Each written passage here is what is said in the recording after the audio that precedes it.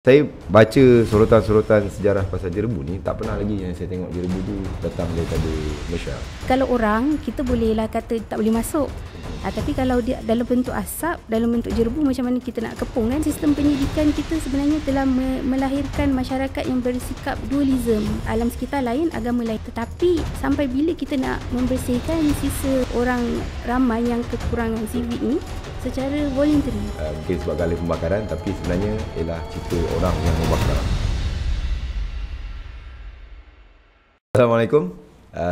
Terima kasih. Fikir-fikirkan hari ini kita nak bincang pasal jerebu dan kita ada tetamu pada hari ini daripada Persatuan Penyelidik Sumber Asli Pertanian dan Alam Sekitar Malaysia. Salam. Saudari Fadilah Osman. Terima kasih betul. kerana sudi bersama kita fikir-fikirkan hari ini. Cerita kita sebenarnya minggu ni ialah pasal jerebu. Jerebu yang berlaku dah berminggu-minggu. Bacaan IPU yang dinilai, kita dinilai sekarang ni di tempat kita rakam ni, minggu lepas mencecah 138, 120, yang saya rasa suasana tu memang agak berjerebu lah. Memang tak nampak, visibility tak ada, dan anak saya pun ada asma yang saya pun tak bagi keluar rumah kan. Lebih daripada 100 dah dikira bahaya. Kalau kata 200 dah boleh patutnya tutup sekolah. Kalau saya boleh singkap, saudari Fadilah, hari ini sebagai penyelidik cerita pasal alam sekitar ni, kronologi jerebu di Malaysia ni dah lama. Selama mana rasanya, saudari Fadilah? Bila kalau saya ikut catatan saya ni, 1960 dah ada isu. Kali pertama jerebu dilapor berlaku disebabkan oleh faktor tempatan, pembakaran terbuka, pembakaran bahan api dan industri perkarangan. 1960. Ya betul. So memang masalah jerebu ni masalah yang lama lah. So memang asalnya tu disebabkan oleh aktiviti pertanian. Jadi bila kita nak buka tanah, sistem yang lama adalah tebang dan bakar. Jadi bila tebang dan bakar dalam satu banyak-banyak tu, jadi asap dia tu akan merebak lah kan, ada udara kan, jadi dia akan merebak dan menyebabkan pencemaran lah. Kalau yang kita sebut Kalau jerebu. saya boleh nak faham lah kan, dari sudut pembakaran apa tadi kita istilah apa, pembakaran terbuka, pertanian kan, kaedah pertanian, kenapa perlu bakar tu? Tak ada cara lain? Oh, dia nak cepat. Kalau nak cepat tu dia tebang dan bakar lah. Boleh faham lah. Maksudnya terjawab secara mudahnya. Ni orang ambil shortcut lah. Ya, betul. Apa kalau cara lain? Kalau bukan tak bakar, pakai apa? Kalau tak bakar, dia ada cara yang kita potong kecil-kecil dan kita biarkan expose kepada cuaca biasa. Nanti dia akan terurai perlahan-lahan lah. Dia ada, ataupun kita introduce bakteria ke untuk dia terurai. Mahal lah. Dia costly. Dan dia lambat sikit lah. Kalau bakar tu kan dia senang kan, sekali jalan je. 1983, jerebu berlaku disebabkan oleh fenomena El Nino. Dan pembakaran hutan di Kalimantan. Baik. Saya baca sorotan-sorotan sejarah pasal jerebu ni, tak pernah lagi yang saya tengok jerebu tu datang daripada Malaysia.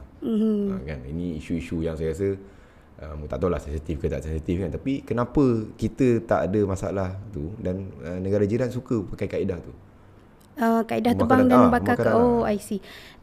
Saya fikir kaedah tu berlaku je di Malaysia. Tapi sebab kita ni Malaysia berbanding dengan Kalimantan, Sumatera kan, Malaysia lebih kecil lah. Baik, jadi bila berlaku pembakaran di belah sana, jadi skala dia lebih besar lah. Jadi asap dia akan merentas sempadan. Kalau orang, kita bolehlah kata tak boleh masuk. Tapi kalau dia dalam bentuk asap, dalam bentuk jerebu, macam mana kita nak kepung kan? Dia benda yang terapung-apung di langit. Dia akan merebak saja. Sampai dia habis dan sampai dia berhenti kan. 1997 jerebu yang teruk sehingga diisytiharkan darurat. First time. Kali pertama darurat diisytiharkan di Malaysia disebabkan oleh jerebu oleh Perdana Menteri ketika itu, Tun Dr. Mahathir Mohamad, apabila bacaan IPU lebih 650. Lebih berganda-ganda daripada apa yang kita ada sekarang. Boleh tak saya katakan jerebu ni dia macam bencana alam yang lain, macam banjir, macam tanah runtuh misalnya? Sama ke jerebu? Okey, kita tengok dua keadaan lah. So apabila cuaca terlalu kering, so kalau macam tanah yang jenis tanah gambut, bila air dia telah telah turun daripada paras yang sepatutnya, jadi dia kering, dia mudah terbakar. Jadi kita spark sikit-sikit je pun, kita buat unggun api pun dia dah mudah merebak lah. Tapi mudah adakah terbakar. dia boleh terbakar dengan sendirinya tak? Maksudnya tanpa ada orang yang dia yang kita nak fokus sekarang, dari sudut perbincangan kita, mungkin saya fikir kita boleh tengok dari sudut peranan kita sebagai manusia lah. Macam tadi pembakaran ataupun jerebu yang disebabkan oleh antropogenik. Maksudnya yang disebabkan oleh manusia ni lah. Ya, perkataannya antropogenik yang disebabkan oleh manusia. Tindakan ada betul. ada Pencemaran, manusia. betul. Bencana alam yang disebabkan oleh manusia lah.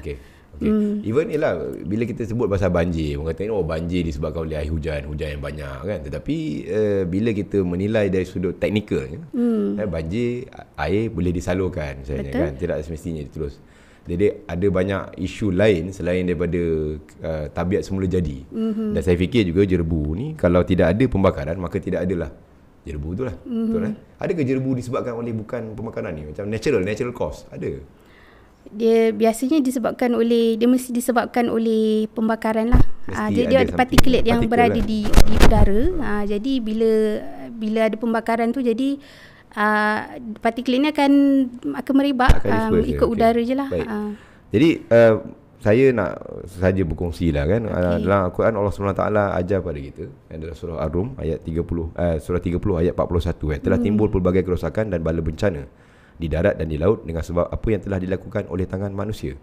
Timbulnya yang demikian kerana Allah hendak merasakan mereka sebahagian dari balasan perbuatan-perbuatan buruk yang mereka telah lakukan, supaya mereka kembali insaf dan bertaubat. Jadi saya rasa firman Allah SWT ni yang tepat nak mengajarkan kepada kita tindakan manusia yang ambil shortcut tadi kita kata kan, ambil shortcut nak mudah dalam pertanian ni menyebabkan kita sendiri rasa kesan dia. Tetapi macam mana kita nak katakan bahawa orang yang tidak bersalah pun turut sama merasakan beban dia kan? Bukan saya yang bakar kan, dalam kes konteks kita ni bukan Malaysia yang bakar ni, jiran-jiran yang bakar. Jadi macam mana kita nak tengok ni dari sudut kemanusiaan tu? Takkan tak ada perasaan rasa bersalah ke? Saya rasa kita perlu kembali kepada satu konsep yang basic lah. Kita sama-sama duduk dekat muka bumi ni kan. Kita sebenarnya duduk di bawah satu langit yang tertutup. Baik. Jadi apa saja kerosakan yang kita buat, contohnya kita buat pembakaran, kita cakap pasal pembakaran kan, asap dia tu, mudarat dia tu pasti akan sampai kepada orang lain, bukan kita seorang-seorang je lah yang hidup. Jadi saya rasa kita perlu mengambil pendirian yang lebih luas lah, supaya bila kita jangan jadi mudarat lah kepada orang lain. Terutamanya apabila kita ni adalah seorang khalifah kan. Kalau dalam agama Islam kita adalah khalifah. Seorang khalifah. Jadi kita mestilah memakmurkan alam, tidak merosakkan alam. Jadi tak boleh lah kita nak merosakkan, menyebabkan mudarat kepada orang. Tu tidak boleh lah sepatutnya. Dan saya kira itu khalifah tanggungjawab sebagai seorang Muslim. Tapi orang yang bukan Muslim pun sepatutnya ada civic kan, yang kata bumi ni, yalah kita nak duduk kat bumi ni dan kita nak selesa kan? Jadi nak duduk selesa, kita kena jagalah bumi ni supaya kita rasa hidup dengan selesa kan. Cuma saya tertarik pada konsep tugas khalifah tu lah. Sebagai seorang khalifah ni kita ambil responsibility atau kita jaga ni. Apa sebenarnya benefit yang kita dapat short term, long term kalau kita menjadi seorang khalifah yang baik? So kalau short term, tentu sekali diri kita lah, kita, jiran kita, masyarakat kita dapat improve kualiti alam sekitar. Maksudnya kita dapat improve kualiti hidup kita sebenarnya kan. Macam contoh jerebu tadi, kalau kita setiap tahun berhadapan situasi ni, jadi sebenarnya mengganggu aktiviti harian kita, kualiti hidup kita kan. Jadi untuk jangka masa panjang, ini yang mungkin ramai terlepas pandang lah. Kalau jangka masa panjang ni, kita fikir anak cucu, generasi akan datang lah. Bukan kita saja yang nak duduk kan. Betul. Macam ada perkataan, kata-kata orang bijaksana kan, kita meminjam dunia hari ini daripada generasi masa hadapan sebenarnya. Menarik dari sudut tu. Maknanya kita meminjam dunia ini daripada generasi masa hadapan. Jadi kita kena seolah-olah kita kena pulangkan balik pada dia supaya dia boleh dalam keadaan yang baik, supaya mereka juga dapat menjalani kehidupan yang berkualiti. Kita tak naklah nanti 20-30 tahun akan datang setiap rumah kena pasang air purifier contohnya. Hari ini setiap rumah dah ada water filter kan, penapis air ataupun purifier air lah. Jadi 20-30 tahun yang lepas, benda ni satu benda yang jarang kan. Tak pernah dengar. Zaman mak ayah kita dulu saya rasa tak ada. Jadi 20-30 tahun akan datang bukan benda yang mustahil lah. Satu rumah kena ada penapis udara pula. Kita tambah beban lah. Betul. baik itulah, I mean dari sudut civiknya, falsafahnya memang macam tu lah. Jadi cuma apa pelan tindakan spesifik ni, macam apa benda yang kita nak buat sebenarnya untuk Jerbu ni, kalau kita nak pastikan kelestarian masa depan semua ni, kita nak buat apa? Ataupun apa polisi kerajaan ke yang rasa-rasanya perlu dibetulkan sebab daripada tahun 1960 berlaku kan, sampai sekarang tak habis-habis lagi. Ya betul. Pada pandangan saya lah, kita perlu lihat lebih jauh. Biasa kita cakap pasal penguatkuasaan saja, tapi pada pandangan saya kita perlu tengok lebih jauh, iaitu sistem pendidikan kita. Menarik. Jadi sistem pendidikan kita sebenarnya telah melahirkan masyarakat yang bersikap dualism, alam sekitar lain, agama lain, macam seolah-olah terpisah kan, agama dan alam sekitar. Jadi kenapa ini berlaku? Bukan kita tak belajar sains, sebab Jerbu boleh diterangkan mengikut sains. Sekolah kita belajar kita sains. Tahu kenapa, tapi satu benda yang ironi lah.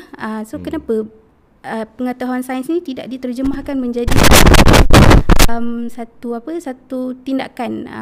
tindakan yang voluntary, yang yang boleh buat tanpa dipaksa. Macam negara Singapura kan, kena pakai penguatkuasaan. Jadi kita perlu persoalkanlah sistem pendidikan kita sekarang. Jadi sebenarnya kita nak bawa insan-insan ni ataupun rakyat Malaysia lah secara umumnya kepada sifat voluntary dalam alam sekitar. Voluntary dia macam contoh praktikalnya macam mana rasanya? Okey, contohnya macam ni, kalau kita berjalan dekat luar, kita ada sampah kat tangan, kita tengok masyarakat kita macam mana yang lebih mudah, dia buang ke tepi ke, buang tepi jalan. Sebab apa? Sebab ada orang yang akan kutip kan, kutip, dan ada orang dibayar gaji untuk tu. Jadi mindset mindset kita, ada orang tolong basuh. Jadi Tuan Haji Zafri, saya nak sentuh jugalah lebih sikit dekat sini, especially di bahagian apa yang NGO boleh bantu kan, selesaikan masalah ni. Saya fikir ialah banyak NGO yang buat projek dalam bentuk membersihkan sampah-sampah di tempat-tempat awam. Itu bagus, saya faham itu bagus. Tetapi sampai bila kita nak membersihkan sisa orang ramai yang kekurangan civic ni secara voluntary? Good point. Kenapa kita tak didik mereka, betulkan kefahaman mereka, nilai mereka, supaya mereka sendiri menjaga kawasan mereka, berbanding kita yang turun ke tempat mereka kutip sampah. Baguslah sekali dua kan, tapi sampai bila kita nak buat macam tu? Saya rasa mungkin dia perlu bermula dengan satu polisi lah kan, maknanya penguatkuasaan tadi kan, as a start lah. Sebab saya ingat saya 2014 bagi menangani masalah Jerbu serantau ni. Ni kita cerita bukan cerita orang Malaysia je kan, dah jadi masalah ASEAN. Indonesia dan sekitar je lah. Dah ada pelan tindakan Jerbu serantau, Regional Haze Action Plan, yang dibuat pada tahun 1998 actually ya. Dan kemudian 2014 pun dah ada perjanjian ASEAN mengenai pencemaran Jerbu rentas sempadan. Jadi dan 2015 ada lagi isu Jerbu, dan akhirnya 2023 juga. Maknanya pada saya yang saya lihat lah kan, usaha mendidik kefahaman asas ni bukan usaha yang pendek lah. Maknanya kita dah sampai mesyuarat G2G kan, tapi tak selesai juga. So jadi akhirnya sepatutnya dia berbalik pada orang yang mungkin cucuk api tu dulu, voluntary seperti mana yang saudari katakan tadi lah. Tapi untuk membentuk manusia, kita nak pergi ke situ sebenarnya, saya nampak lah. Macam mana, yalah, cakap senang lah kan, kita ajar dia macam mana apa elemen yang kita nak terapkan dia supaya dia ada that voluntary jiwa tu, dia dididik. Elemen apa sebenarnya? Saya fikir pertama, kita cara kita mengajar sains, mungkin cara kita mengajar sains kepada masyarakat, supaya sains ni tidak terpisah daripada agama. Supaya sains ni satu pengetahuan. Macam saya bagi contoh air penapis air tadi kan, banyaknya rumah pakai penapis air, bermaksud masyarakat telah menerima prinsip air yang tercemar. Maksudnya konsep air yang tercemar tu macam mana. Jadi rasa kena ada penapis lah untuk tapis pencemaran tu. Tetapi irony, kita tengok sungai kita, sungai yang tidak jernih pun, sungai yang sangat kotor kan. Jadi kenapa itu berlaku? Jadi pengetahuan sains tadi tu perlu diikat dengan satu panduan daripada wahyu ataupun dengan agama lah, supaya agama alam sekitar ni adalah sebahagian, menjaga alam sekitar ni adalah sebahagian daripada urusan agama. Supaya dia tidak yelah kalau tak kita bercakap moral yang terlalu basic lah kalau kita tak ikat dengan agama. Cerita maknanya kesepaduan di antara akal dan rohani. Ya, betul. Maknanya akal ni kata barang kotor memang kotor lah, ada kesan kan. Tapi cuma dia mungkin tidak tertolak untuk kita semula ke kan, untuk buang sampah tu di tempatnya disebabkan oleh jiwa kan. Mungkin macam tadi saya rasa basic dia orang tahu terbakar, kalau bakar pembakaran terbuka jerbu naik. Tapi sebabkan dia rasa nak mudah, jiwa nak mudah ni dia saya rasa bukan logik lah. Dia kata mungkin rasa tidak ada dorongan untuk menghalang diri dia, self control kan. Akhirnya dia bakar juga dan akhirnya kotor juga. Baik, jangka masa kan, kalau kita katakan mendidik ni, adakah dia ada benda yang short term goal tak yang kita boleh ambil, kata kempen ke apa ke? Kempen saya fikir ramai dah yang membuat kempen, tapi saya fikir satu perkara yang kita mungkin kurang adalah kita menerangkan sains alam sekitar ni dari sudut dari sudut agama ataupun wahyu. Maksudnya kembali ke situ juga. Ya, macam mana, sebab kita faham alam sekitar ni diciptakan Allah, ditundukkan Allah untuk memenuhi keperluan manusia. Jadi macam mana itu berlaku secara sainsnya, dan macam mana pula manusia ni boleh bertanggungjawab terhadap apa kelebihan yang Allah beri tadi tu. Manusia boleh menjalankan tanggungjawab dia, apa yang manusia kena buat. Jadi saya fikir mungkin itu yang kurang ditekankan lah, sebab kita punya agenda kelestarian sekarang ni yang dipandu oleh SDG ni banyak bercakap tentang pembangunan. Jadi alam sekitar ni adalah untuk ekonomi, untuk industri, modal ekonomi, which is betul, tetapi dalam masa yang sama kita kena ada macam Tuan Haji sebut tadi lah, self control, supaya kita tidak mengulanglah kesilapan orang di kurun ke-18 kan. Sebab apa, kerosakan hari ini adalah kesan jangka masa panjang yang telah berlaku dahulu. Kesan jangka masa panjang berlaku dahulu, dan nak membetulkannya pun mengambil masa yang sangat panjang. Betul, dia akan mengambil masa yang lama, betul. Jadi saya tertariklah pada kesimpulan tu, maknanya isu yang belum mungkin ditekankan secukupnya ialah tentang perkaitan antara tanggungjawab alam sekitar ni terhadap agama. Kan, macam mana agama ni sebenarnya menyeru kita untuk menjaga alam sekitar, dan macam mana kita aftar lagi sebagai seorang Muslim kan, bertanggungjawab kepada Allah Ta'ala nanti untuk jawab, kita khalifah, kita patut jaga muka bumi ni dan untuk pastikan muka bumi ni makmur seperti mana yang Allah Ta'ala nak. Betul. Terima kasih Saudari Fadilah atas pencerahan tentang cerita jerbu ni yang technically dia mungkin sebabkan oleh pembakaran, tapi sebenarnya ialah cerita orang yang membakar tu. Orang benar. Balik pada individu. Baik, fikir-fikirkan supaya kita boleh pastikan jerbu ni tak ada lagi, insyaAllah. Assalamualaikum warahmatullahi wabarakatuh. Assalamualaikum warahmatullahi wabarakatuh.